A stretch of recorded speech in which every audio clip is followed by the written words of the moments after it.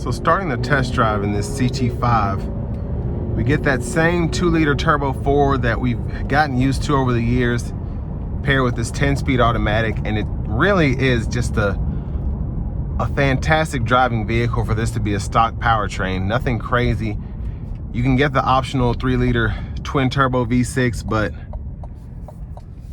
in my opinion, this pretty much does it. And this is in tour mode, and it's still wanting to spin the tires.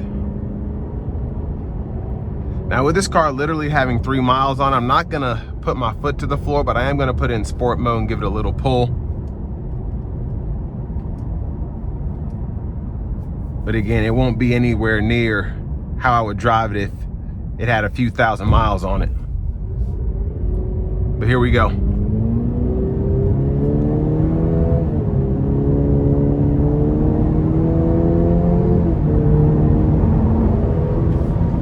But man, still very quick. So I'm gonna get over a lane here so I can activate the Super Cruise.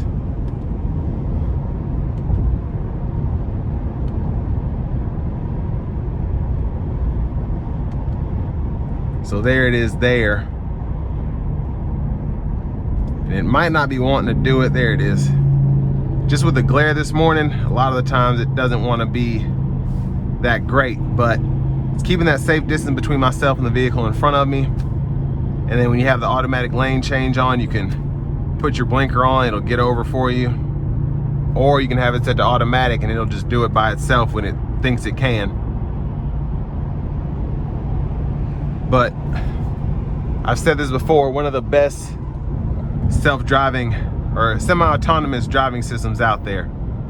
My personal favorite.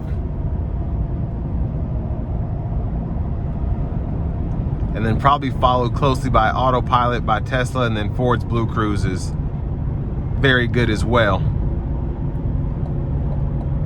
But ride quality is good. With this being a 4-door sedan, sits lower, the bigger 19-inch alloy wheels, feel it just a tad in the steering wheel.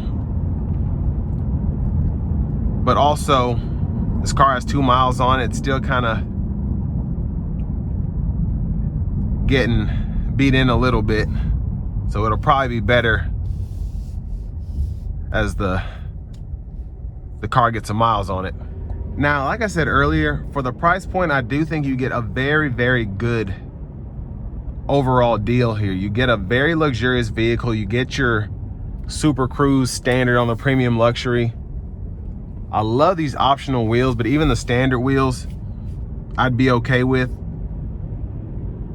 And the powertrain is just, it's so much fun. You get so much differentiation between your normal mode, or the tour mode, excuse me, and the sport mode. And the sport mode just livens this thing up like crazy. And then the tour mode is just what you'll use 98% of the time. It still gives you power when you need it. It just doesn't turn into a street car. And that's really what the sport mode does here. It just makes it that much more fun to drive, that much more exhilarating. But they've updated the infotainment here to kind of match all the newer Cadillacs coming out, which I really like. And I love this view here. Even though I don't have the Google Maps subscription, I love being able to see the streets and having the graphics here. So even if I don't necessarily have a destination put up, I can still kind of see where I'm going. Like, hey, I see Interstate 24 is here. I see all these streets around here. I can even see the 840 interchange there. And this is, in my opinion, a really good view for traveling if you just want to get out and chill. But I want to give one more thank you to Cadillac of Murfreesboro for allowing me to review this CT5 today. And again, if you're looking to find the best deal in your area on a CT5 or really any new vehicle, click on the link down below. It takes a minute to fill out that info, and then we'll get the local dealers fighting to get you that best price on whatever you're looking for.